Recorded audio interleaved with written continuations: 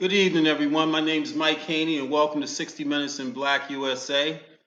I hope everyone's had a fantastic week. I'm real excited about today's show. We're going to focus a bit on athletics, particularly athletics at HBCUs. And we have with us today Eugene Marshall, the athletic director at the prestigious Hampton University in Hampton Roads, Virginia, as well as Wheeler Brown, an icon and legend, particularly up in the Baltimore area and down in North Carolina when he was a unbelievable football player at North Carolina A&T. And I got to tell you, the star for the day is Mo Davis. And Monet's claim to fame is that she was the fourth girl to play in Little League Baseball and the first one ever to record a shutout against boys. And I think she had eight strikeouts that game from fastball that topped out at 70 miles an hour. So we're really looking forward to having good conversation with these folks. But first, let me thank Force Media for allowing us to use that clip of Hampton University Marching Band. And for those of you that attend Fort Valley State, don't worry, we got you covered. Don't think that this is going to be lopsided. We got you covered at the end, marching out. Hey, let's bring in Gene first. Coach, what's up? How you doing, man? Good to see you. Hey, listen, man, I had to wear my high school gear. Let me stand up a bit and show you all. I had to wear my high school gear. I was so excited about being here today. It's a little tight. But it still fits. And the thing is, I tell people, Coach, I still play ball at the age of. I just don't dunk no more, man. I stopped dunking. I'm afraid to tear my Achilles, man. But thank you so much, Coach, for being here today. Tell us a little bit about yourself and what's going on, man, with you. Well, you still look like you did when we met back in 1976. So why'd you say that? You still look good. I'm just happy to be here. We had a great journey since our days at Northeastern. I've done some coaching. I've been an athletic director. I've been in this business for 37 years, and love every minute of it. As my younger brother tells me, I haven't worked a day in my life. So it's been great. One of the things I enjoy doing is helping young people. And we have some good people at Hampton, and Monet is just one of them. And I'm just anxious to get going. Hey, well, listen, man, thank you so much, man. And we're going to bring another icon in here. We're going to bring Coach Wheeler Brown. Wheeler, how you doing, man? I'm fine, Mike. Hope you're doing well also. Doing fantastic, man. Tell us a little bit about where you are, Wheeler. What's going on with you? Well, currently I'm the assistant AD, the number 2 person in the athletic department at Fort Valley State University in Fort Valley, Georgia. Been here just a little bit over 3 years now. Prior to that, I was at Jackson State as the athletic director in Mississippi. And prior to that, I was at Coppin State in Baltimore. And prior to that, I was the athletic director at North Carolina A&T. And the list of places I've been probably go on and on, but I'm just really blessed to be down here at Fort Valley State, helping this program to move forward in the Division II ranks. And just glad you and I were able to reconnect, going back to our high school days at Northwestern High in Baltimore, Maryland. And, just Go glad that we Wildcat. were able to connect, and glad that you would have me as a guest on your show. Absolutely, Will. And you said that kind of modest, man. Hey Gene, I did not know. So Coach Marshall used to coach girls basketball. I know that. You know what I'm saying? He coached a lot of girls basketball. Wheeler used to tear people's heads off. Matter of fact, I purposely avoided him at practice. I always seemed to be around the water cooler whenever the defense was on because I was what was known as a tackling dummy, right? And so it was okay. But Wheeler, if you didn't know, is a legendary basketball coach in the state of Maryland. I had no idea he even knew what a basketball was, man. You know what I'm saying? And Wheeler coached Howard Community College way back when he first got started to the number 3 ranking in the country and a record of 28-5. Didn't you, Wheeler? Yes, yes. It was And we're not even going to talk about the stuff that Wheeler did at North Carolina A&T. Then he went to Jackson State. And Gene, you have a similar history, but as we zero in and talk about the athletes and the academics and the atmosphere for Black athletes, maybe some of this will come up. But, neither of you, I'll speak for you. I appreciate your modesty, but you guys have a phenomenal history between the two of you, man. Matter of fact, as far as I'm concerned, you should be running at least the New York Jets. Well, I didn't know all of Wheeler's coaching, but I know that he is one of the best athletic administrators in the country. Absolutely, Gene, and you're there too. You guys are right here. Like I said, you could be running a professional football team, and we're going to talk about why you're not. Maybe we'll get Monet when she gets there to buy a team, and then let you guys run it. So let's bring Mo Davis, the legend. How you doing, Monet? I am doing well. I hear you. Can't complain. I am so grateful to have you on this broadcast, Monet. I do not take it lightly. Anybody that's been on the cover of Time magazine, been on ESPN, has been viewed by over 100 million people, right? And then here you are with little old me. I am grateful, Monet, for you being here. Look at her blushing, you guys, because she is such a humble soul. Monet, how many times? I'm happy to be here, honestly. I appreciate that. How many times have you been interviewed, Monet, since you were 13 years old? Too many to count. Well, is it in the thousands? Yeah, a lot. A lot, right? It's been a lot, but it's been the same question, so some of them kind of blend in together. Really? Well, I'm not going to ask you the same questions. I'm going to ask you, so Monet, so are you really worth $1 million?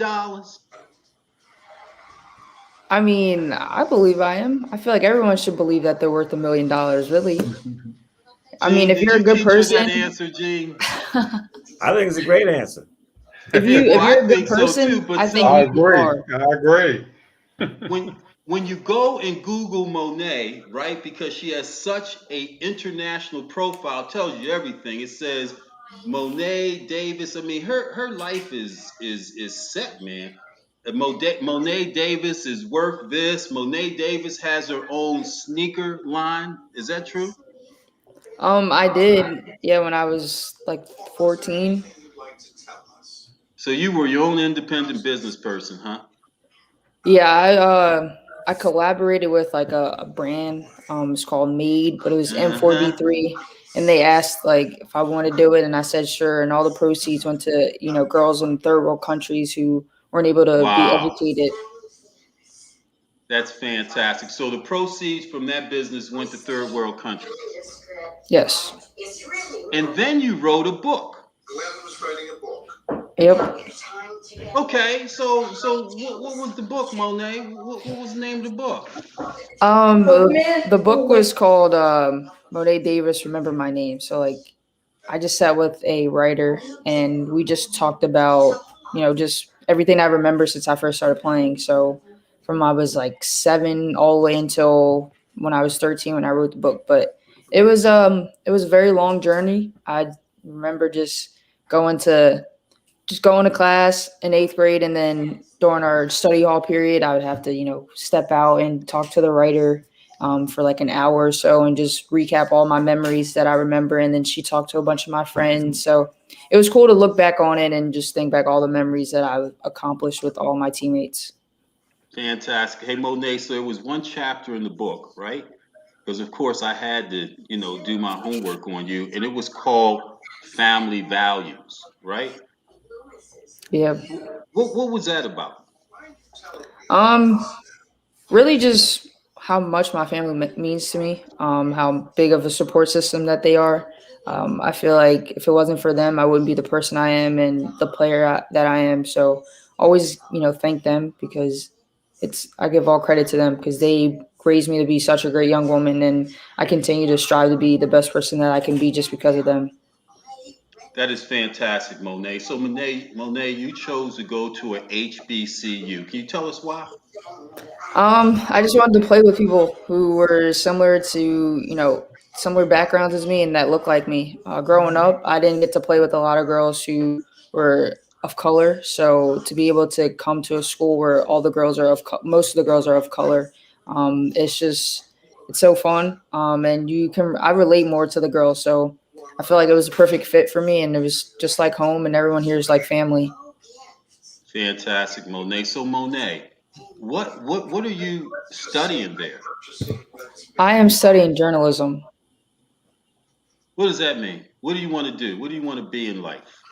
I want to do some broadcasting, some sports broadcasting. So just commentating the sports that I played, so like basketball, baseball, soccer. But also, I'm willing to learn more sports. So I started branching out and watching different sports. So this year, I've been watching a lot of volleyball. I've been going to a bunch of volleyball games. So learning knowledge on that. But then, really, just having a TV show with athletes, just so they could be themselves and show a different side of themselves that people don't get to see. So is that like my cue to exit stage left and you want to take over my show? You know what I'm saying? So Monet, so you want to be a broadcaster, right? And you have Yes. done some broadcasts. You've done some broadcasts with Little League baseball and the kids series, etc. So we've got Coach Brown and Coach Marshall here. And so why don't we let you have them and handle them? And why don't I exit stage left and just run your chat, etc. Can you handle that? Yeah, I mean, I wrote down a few notes. I've been listening, so I got a few things written down. Oh my goodness. So you took the bait. So you do want me to go? Okay, Monet. I'll see you later. I'll see you in a little bit. All right. All right. Good evening. Thanks for coming. I do have a few short questions. You both can answer. If you don't want to answer, you don't have to. But my first question, I know you guys were talking about high school. So how much does giving back mean to both of you? Mr. Brown, you go first. I'll follow Repeat up. that question for me, Monet. I'm sorry. I said you both were talking about high school. So how much does giving back mean to you? Oh, it means the world. And, every chance, every opportunity I get, I like to go back to my high school, which is now closed, by the way.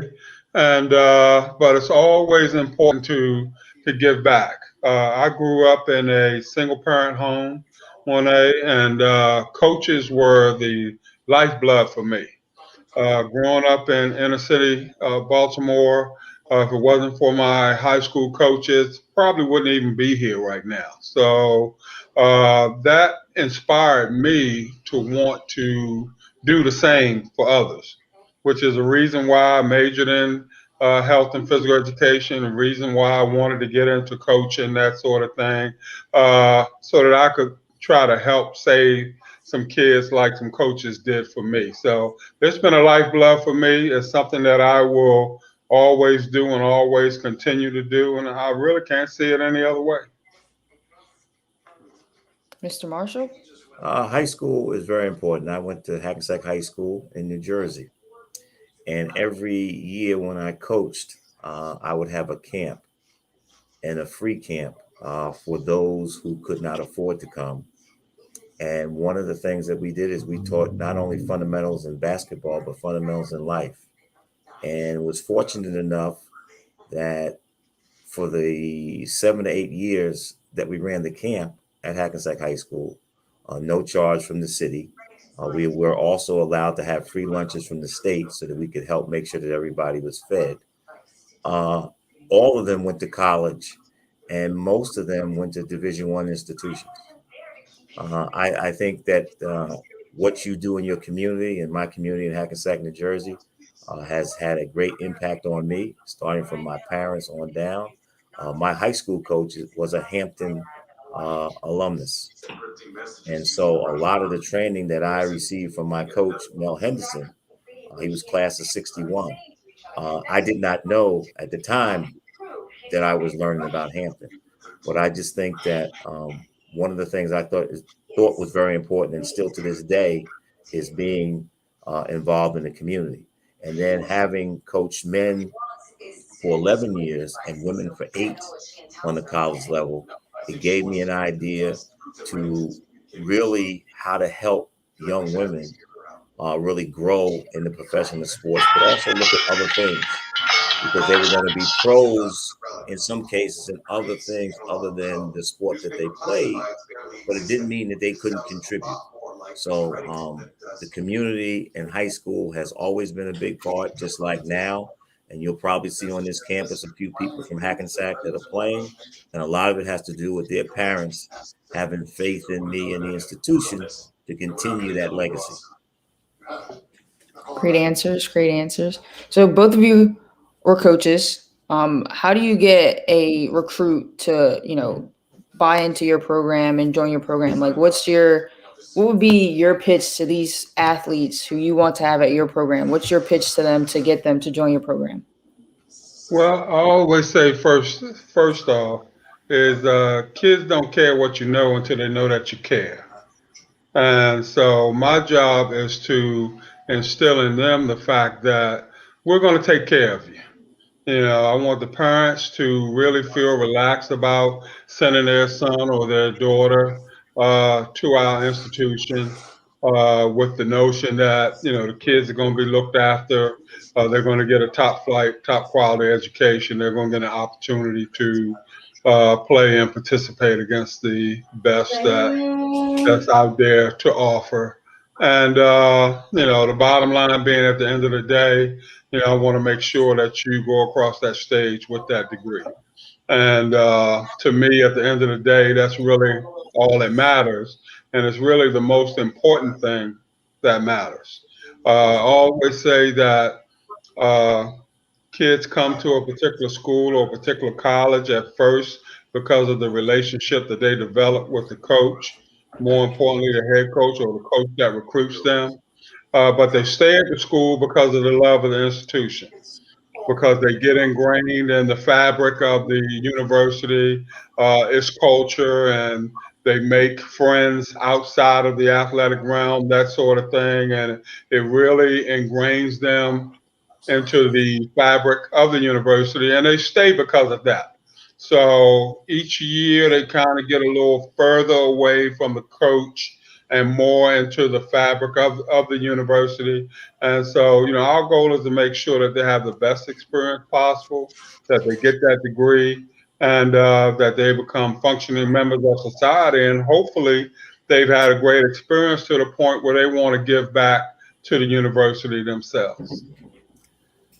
I believe in the family type approach. I'm a parent to the student athletes, as you well know, but I'm also a parent to the program. So I'm going to be the father figure of the program, which means there's going to be days that you're going to like me, days that you don't. But I think that, as Coach Brown said, they need to know that you care and they need to know that you're present. But you also have to give them enough room to grow. I had a policy. I did not go to your dormitory room. If I had to go, then there was a problem. My own children were in the schools that I served as athletic director or coach. I never went to their rooms. But the other piece is the players are my best recruiters. They will tell you who I am, what I am, and what I'm about. Because if I can't keep them, then I'm not going to keep the recruit. So in most recruiting cases, you bring somebody on campus and we show them around. But the players are the people that really tell the story when you're in their company, when there's nobody there. The biggest joy that I have to this day is that my former players go back 37 years, that I still Facebook with them. I still get calls from them. They interact with my children. Even before I got on Facebook, they interacted with them because that's what it's all about. Yes, I've been fortunate enough to win championships. Yes, I've been fortunate enough to coach All Americans. But more importantly, 90% of my student athletes graduated and they're doing good things. The men that I coached are out, good fathers and role models and doing good things. The young ladies that I coached are great mothers and professionals and doing great things. That's what it's about. Yes, I enjoy winning. I want to win more than anybody, but I want to win academically, athletically, and socially. And I want to make sure that they go on to do great things. And that's why even here, sometimes some of the student athletes get a little annoyed with me when I push them to do certain things academically, and I want them to act a certain way socially. And I want them to be prepared to win championships, because all of that is what you need, the ingredients that you need to be successful. Because once you leave here, in a lot of cases, you're on your own. So we try to cram in, as I call it, a car wash. We try to bring you in, wash you off, polish you up, and send you out to a world that a lot of times is not forgiving for people that look like us. So when we're doing the things, Coach Brown, myself, and others are doing the things to push you to be the best that you can be, it's because when you get out in this world, you're going to have to be better than the best that you can be in order to succeed. And Monet, I want to add something to what Coach Marshall was saying. You know, we can't want it for the student athlete more than they want it for themselves. And sometimes we, as administrators, we kind of fall into that role. We want it for you so bad. We're going to push you so hard, that sort of thing. But at the end of the day, you know, if you don't want it for yourself, you know, then we are making a futile attempt in order to get you over that particular hump. And so that's the real key to me. Great answers again. I mean, I'm just soaking in the knowledge here. There's nothing much I can really do, but all great answers. My next question is, how do you feel about the representation of Black coaches in really any level, NCAA or even the pros? How do you feel about the representation, and how can that be improved? Well, it can always be improved. I don't think there are enough minority coaches at the major level outside of the HBCUs. That's something that's sorely lacking for whatever reason. I think Black coaches work just as hard as, you know, coaches of other races in order to get where they need to be. And for a lot of them, it's just a matter of getting that opportunity. How they get that opportunity uh, is kind of really kind of up in the air. But you know, we just got to keep plugging. We got to keep uh, getting ourselves out there on forums such as this as much as we can, so that people know who we are and what we bring to the table. And hopefully, opportunity arises. We can move up the line, so to speak, and try to get to the head of that line so that we're able to take advantage of those opportunities when it comes to us. My biggest beef with the whole thing is that a lot of times we don't get that second job or that second chance or that third chance where, you know, coaches from other races, that sort of thing, if they don't do well at USC, then you see them resurface at Michigan State, or you see them resurface at the University of Florida, or what have you. But minority coaches don't get those same opportunities when we do get an opportunity, it's almost like we one and done. So, we have to be about the business of trying to change that. But, you're talking about an entire culture change. And so that's the most difficult thing to do is to change a culture. Coach Brown is right. This has taken a very long time, and I will. A lot of people don't realize this, but 20 some odd years ago, as president of the Black Coaches Association, we fought extremely hard for the hiring of more Black coaches, male and female, and administrators. And the NCAA had appropriated some funds to have a report card to grade institutions on their not only their search process, but their end result. And it got to the point where it would be published in USA Today. Um, and even I ended up working at Army where they failed hiring a football coach. It got to the point that that's where search firms came into being because they needed a buffer in between the university so that they could handle the search and they could say that we farmed it out to the search firm and they brought us the final candidates. And a lot of that people won't remember, but came because of the report card. The other thing was, as the chair of the NCAA's Minority Opportunities and Interest Committee, at that time I was a Division III AD and coach, but I had the responsibility of diversity and inclusion before it became the catch-all word for all of Divisions 1, 2, and 3. And people talk about Division 1 coaching and administrative disparities, and Division 2 and 3 was even worse. So we've been working on this for 20-something years. They had a what they call a SWA, Senior Women's Administrator. We wanted to have a SMA, Senior Minority Administrator. And it took 20 years. They're just getting ready to approve it now. When myself, Sean Frazier, Stan Wilcox, Stan Johnson, and current Northwestern University AD Derek Gregg were on a committee to push this stuff. So the fight has been on for a long time. There's progress being made. There's still a lot of progress that needs to happen. As Coach Wheeler said, that they need to have second and third chances, just like our white counterparts. We don't get second and third chances. If you lose out on an opportunity as a coach or an administrator, you don't get that second chance.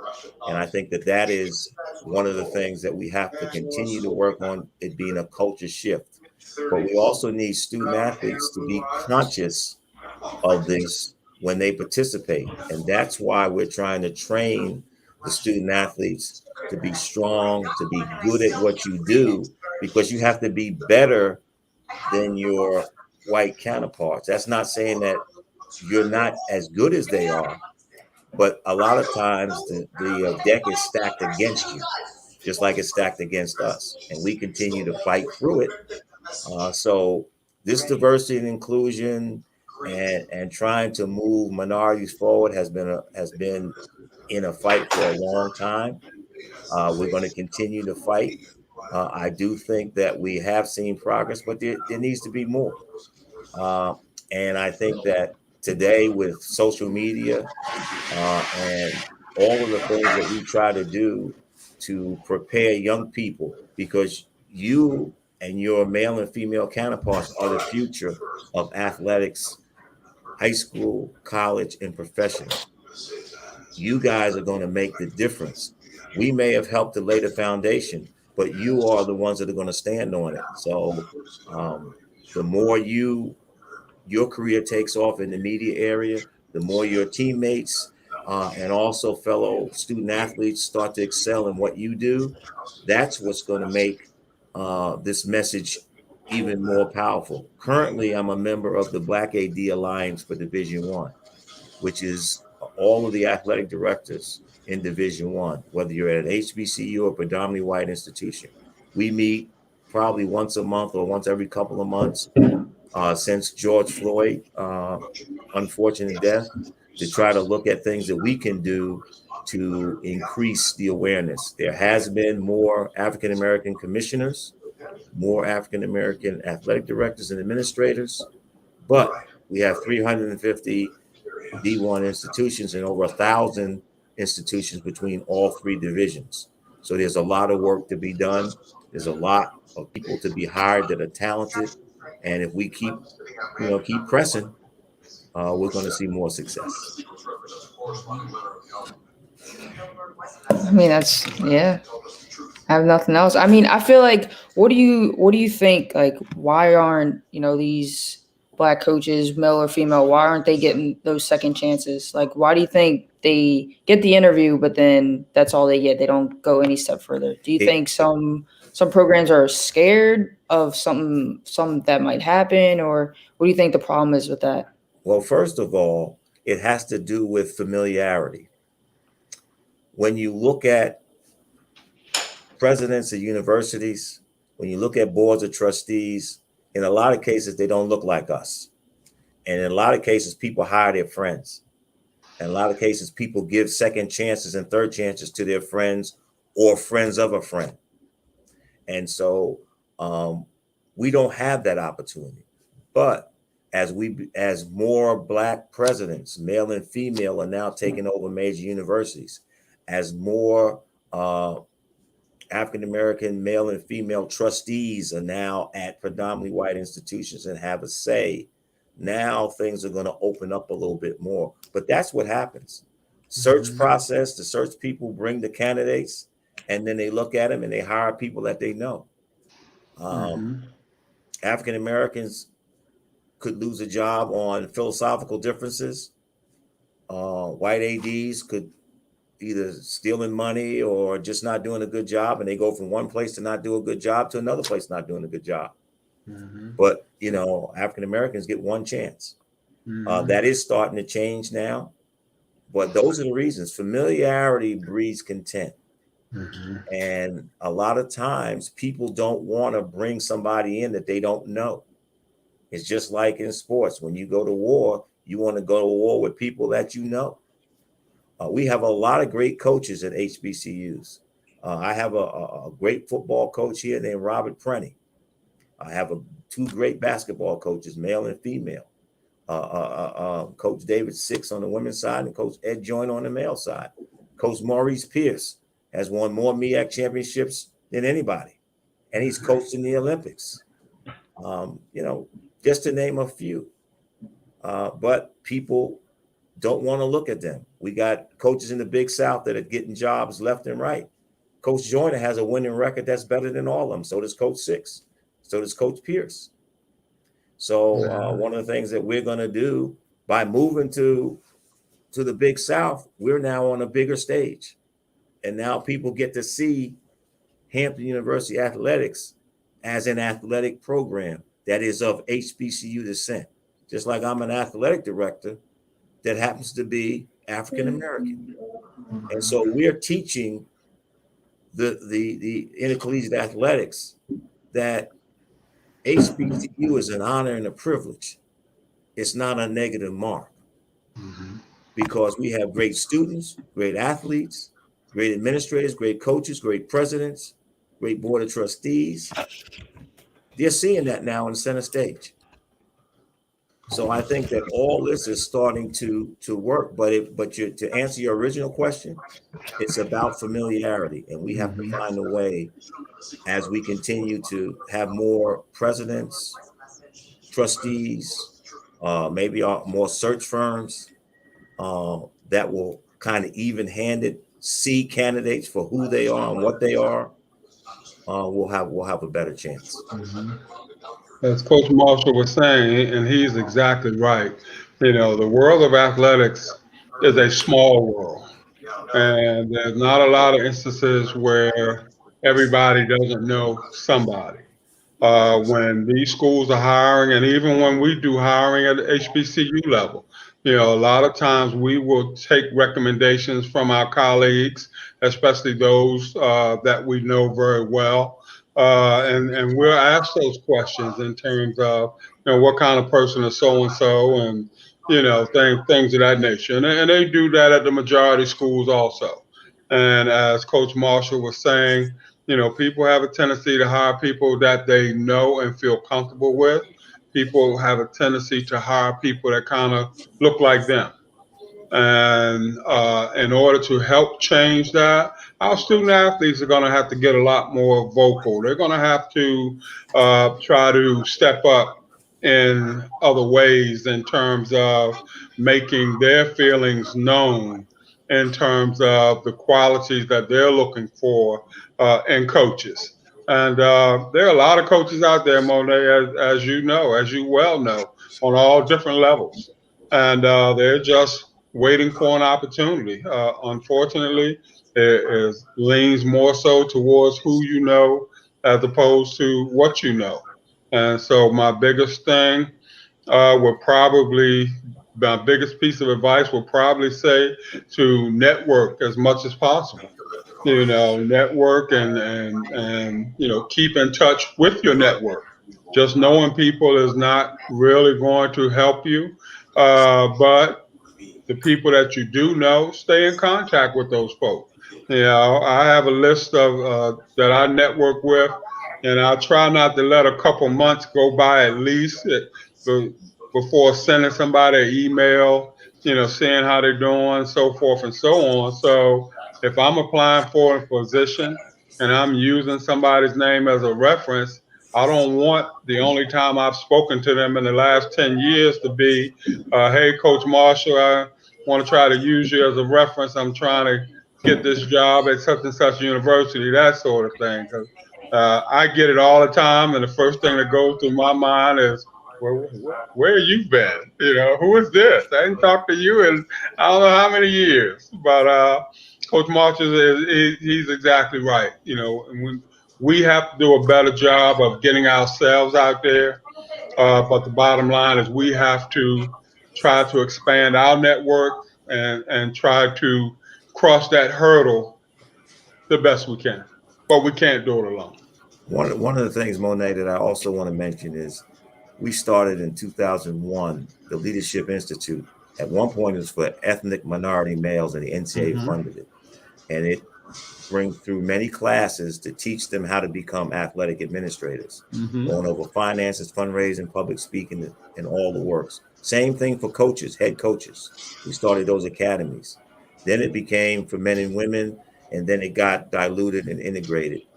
But those are the things that we did, because when you prepare coaches, if you notice, a lot of black coaches, when they come in through the business, they are recruiters.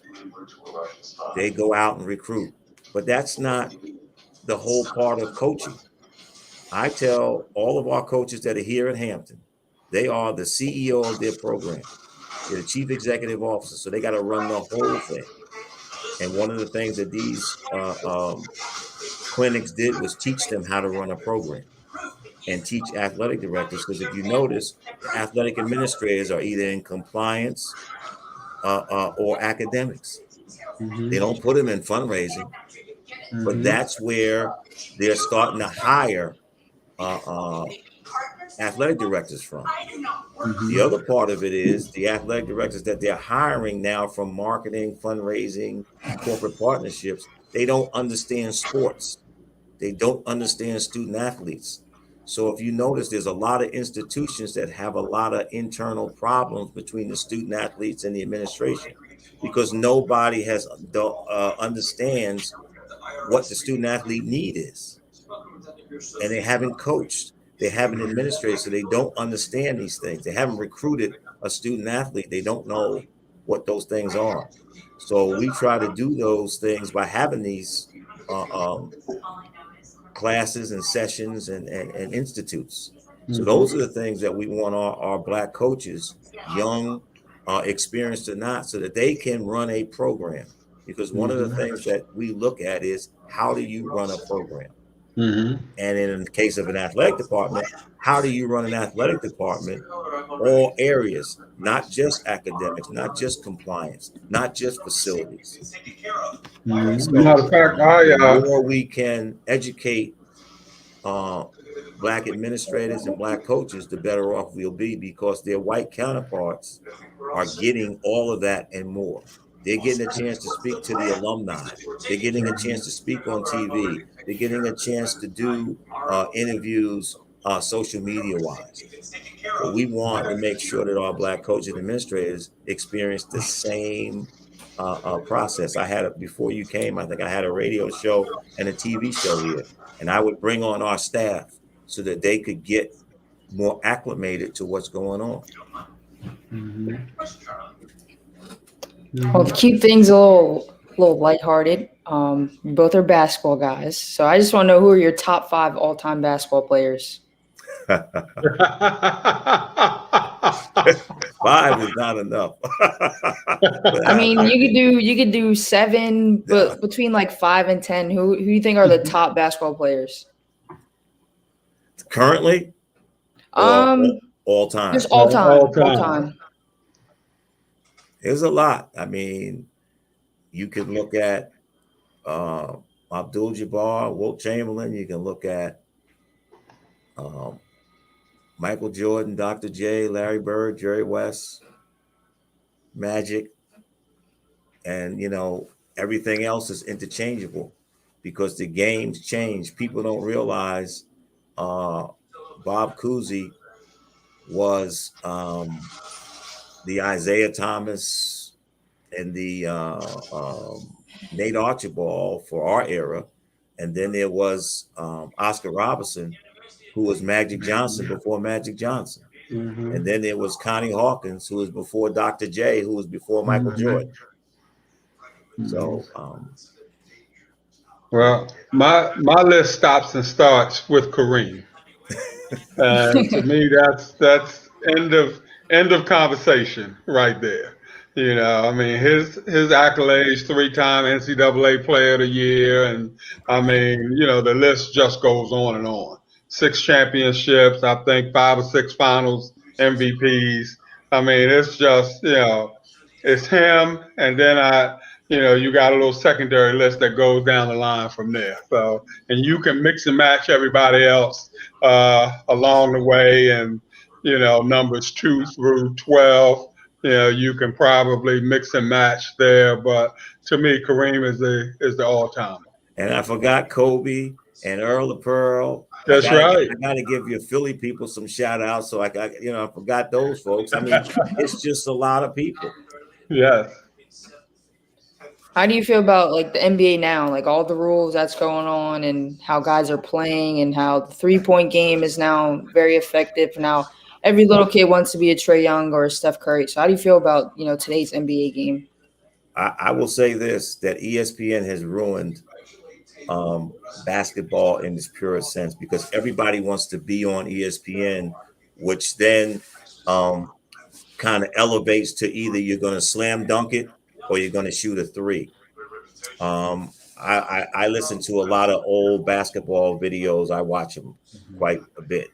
Wilt Chamberlain would have averaged about 100 points a game because you can't touch him. When we played Wheeler, Mr. Haney, you got knocked down. I went to the park.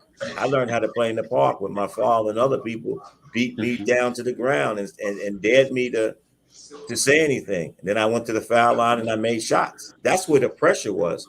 Now it's all flash and finesse. Nobody's teaching fundamentals.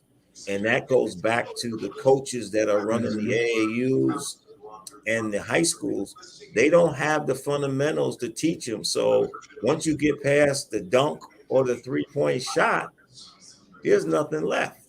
So, I mean, it's great television. It's great for ratings. But yeah, it's fun to watch, but I think it's hurting the pure part of the game. And the game itself, Monet, not just basketball, but football as well, it's gotten softer. It is. It really is. And, I know I'm an old guy and, go way back, but not back far enough to where they didn't have any face masks on the helmets. But we hit a lot harder. It was a lot more physical, that sort of thing. And like Coach Marshall was saying, now you can't touch guys. When I was teaching basketball skills back in the 80s and 90s, I mean, that was our thing. We brought the physicality to the game. And, if you couldn't stand the test of time physically, you couldn't play for Coach Brown, period. And but now, if you get close to a kid, the whistle blows, and it's just so frustrating to me that it's kind of taking all the fun out of the game. But it is what it is. You got to adapt and adjust, or you got to roll over to the side and become athletic administrators. Yeah, Wow, even that in is softball, absolutely you phenomenal. can't brush anybody down. They want to throw you out the game if you try to brush them back to get them off the plate. You can't do that anymore. That is absolutely phenomenal. We've gotten softer, it seems, but the contracts keep getting more lucrative. It keep So getting bigger. are they Yes, they protecting do. their investments? That's what they're doing. Hey, Monet, you did a phenomenal job. I had to come back in to make sure I still had a job. No, man. You did a phenomenal job. This is now Monet's show. You can work in the background and be the general manager for the show. That's right. That's right. You know what? Based on what you all were saying, it is time for us to step back and for us to ensure that our young people, get the spotlight. Once we help them get the education. But Monet, in addition, has to go eat. And Gene, you guys got to keep that cafe open a little later, at You're least right. past 7. Because we That got to is make a good sure point. Monet can go get something to eat. Monet, you did a phenomenal job. I know this isn't going to be your last time coming on with me. You're a beautiful, bright human being, and being able to look forward with you. You've had a tremendous past, but being able to look forward with you and what you want to do with your life and having these other two wonderful human beings, interact with you, it's been a godsend to sit and watch. So thank you so much for joining us, Monet. I know you got to go. You may want to hang around because I'm going to dig deep with these guys, man. You know what I'm saying? You teed them up like we said you was, and now I'm getting ready to hit that home run. Okay? Thank you. Lot, Thanks for giving me the opportunity. Thanks for answering my questions. Got a lot of knowledge from that. So I'm just going to take that and, keep that with me in my back pocket for the future. Great job, Monet. And feel free to add me to your network circle, please. Will do. Thank you. Mm-hmm. Thanks a lot, Monet. See ya. See ya. I'll be in touch. Hey, so you're watching 60 Minutes in Black USA. We just had Monet Davis, former Little League star, and currently the star of the Hampton University Pirates softball team. We got Wheeler Brown, a college athletic administrator icon, as well as Eugene Marshall, the athletic director at Hampton University. So Monet was asking questions relative to the athletics at the college level. I want to pivot. That's one of those words I said I'd never use again, man. I'm so sick of hearing that word pivot. That means you're getting old. That means you're getting old. I know, but I'm going to pivot to Colin Kaepernick. I'm going to pivot down there in Georgia to Wheeler Brown. And what's this guy's name? Herschel Walker. My apologies. And the political astuteness or the political involvement of our athletes, let's look at Herschel Walker first. So Herschel Walker is being the Republican nominee, will be the Republican nominee to run against Raphael Warnock, who is only the third, or he's currently the third black in the U.S. Senate.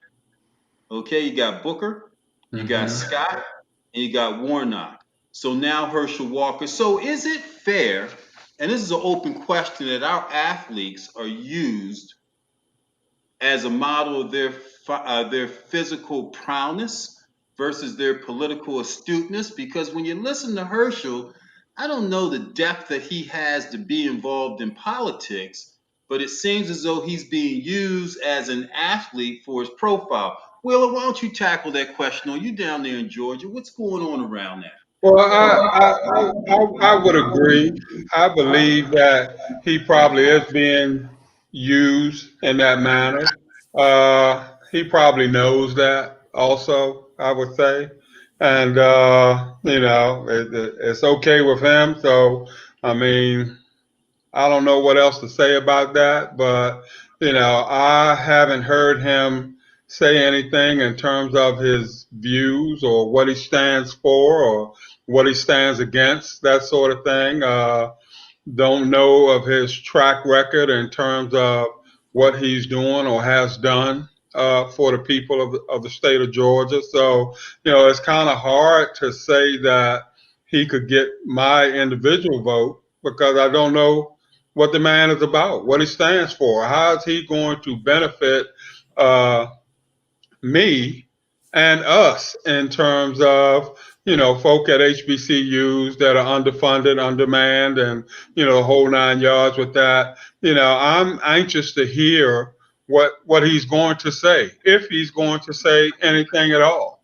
That's And important. That's if he absolutely feels he important. needs to say anything at all. That's absolutely important, Wheeler, because down in Georgia, typically in midterms, as a demographics, as Black people, we don't come out and vote, which is going to be crucial that we take a look at that going forward, because Herschel Walker is African American or Black, running against Raphael Warnock, and for us, to your point, Wheeler, to study and understand where this man stands on those important issues relative to us, because athletics is what, in my opinion, is going to play a major part of this election coming up between him and Warnock. Gene, what's your perspective on that? You gotta understand one thing. Go back to Herschel Walker. He's a hero in Georgia, University of Georgia. But go back to where he played first. He played for the New Jersey Generals of the USFL. Who was the owner of that team? Donald Trump. Who gave him all the money? Donald Trump. Who was a friend of his for all those years? Donald Trump. And the bottom line is you have to go back and say, friends take care of friends. In this case, it's not about color. It's about Donald Trump taking care of Herschel Walker. So now he's going to go out. If you notice, Herschel Walker supported Donald Trump. So I'm not saying that we don't know what Herschel's going to do in political office, but he's supporting his lifelong friend. So, and Gene, to your point, exploitation of Black athletes, right? Yes. Exploitation of Black athletes, even to the point, if we delve back for a minute and look at HBCUs and the fact, I believe this year in the football professional draft, not one NFL draftee was from an HBCU, yet a multitude of them were signed in free agent contracts. Is this another aspect of exploitation that we get into with Black athletes? Well, it's the fact that we're not in the mainstream, unfortunately. So they realize that the Alabamas and all those other places, they got to give those people contracts. They don't have to give us contracts. So we got to keep fighting so that they will have to give us contracts. It's the same thing with Colin Kaepernick. I feel bad for him because he had no support, but I also talk to our student athletes because I try to say when you go out and make a statement, you have to look at sometimes the ramifications. He gave up his career to do this. Muhammad Ali gave up his career to believe in what he believed in. Those two individuals lost more in their period of time than any athlete in the history. Now, he got a settlement years later, but he struggled before that. For 4 years or more, he had to struggle. So I go back to say that you have to look at what the ramifications are for what you say, because if you don't look like other people, you're out there. And it's 2021, Mike, and, sad but true, you still got to be twice as good.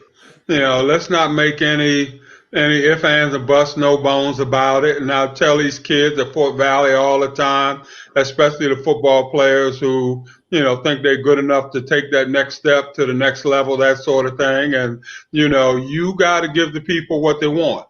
If you're not on that level, as Coach Marshall was saying with the Alabamas and the Penn States, and the way they're judging folk, they're judging people in terms of what these kids do against those other powerhouse universities. One of the byproducts of us playing the quote unquote guarantee games or what have you, it gives some of our kids sometimes the opportunity to see how they measure up against some of the best. Because when a scout comes on a HBCU campus, the first roll of film that they want to see is them playing against a PWI of some sort, in terms of a high profile university. And they want to see what that kid is going to do against the quote unquote best of the best. And but our kids do have to be twice as good. And until our kids realize and recognize that, we're always going to get the short end of the stick. And I'd like to add this. When I came out of A&T, because I had an extra year, I came out of A&T in 1979. The draft that year, the first HBCU person to be taken was a fifth-round choice by the Pittsburgh Steelers. And he happened to be a teammate of mine at A&T. And he was the first HBCU player to get drafted that year. So we've always been gotten, I say, on the cheap or for the cheap or what have you, and that's something that, 40 years later, it's still the same. It hasn't changed. And, we have to keep fighting, as more of us get opportunities, in the front offices of some of these leagues, that sort of thing, maybe we can try to turn that around in terms of, stating the value of kids coming from HBCUs and things of that nature. But it's all going to stop. It's all going to start there at the top. And until we're able to control the purse strings and control the evaluation process and things of that nature. I was watching Colin Kaepernick's movie on Netflix, and people were upset because he compared the NFL draft to slavery, to the slave market, that sort of thing. But when you look at it overall, the way they poke and prod you, and they're taking your body fat, and how fast can you run, and all this sort of thing, you can see the analogies being as true as can be. But wow. It's rough. It is. Wow. Hey, well, listen, we're down at the 2-minute mark, and we always start and end on time, And first, let me say foremost, because Gene, I'm going to give you some thoughts, give you a chance, give us your thoughts. But we got to play Fort Valley State marching band going out. I think you should. Can't forget that. We'll be in trouble. But Gene, give us your final thoughts, man. But also, should college athletes be paid? Could you answer that in your final thoughts? I think that's a real slippery slope if it's not managed properly. And the way the NCAA has set it up right now is not really managed properly. I want to make sure that student athletes get compensated appropriately and that they're not at a disadvantage. And not all money is good money. And I just think there needs to be a better mechanism put in place so that they can make informed decisions. And I don't think that it's in place right now. So it's in a situation where the rich get richer and the poor get poorer. And so it's not helping HBCU student athletes the way the system is set up right now. Fantastic. Well, listen, I'd like to thank both of you gentlemen for being here. Obviously, it can't be the last time. I know you probably far prefer to have Monet interview you than me, but I'm going to bring you back, and I'm going to be selfish about at least the first half hour. Then she can have it all after that. But thank you all so much again. Stay safe, have a phenomenal holiday, and hey, let's check out this, man. Let's check out this. You got it. Wildcat.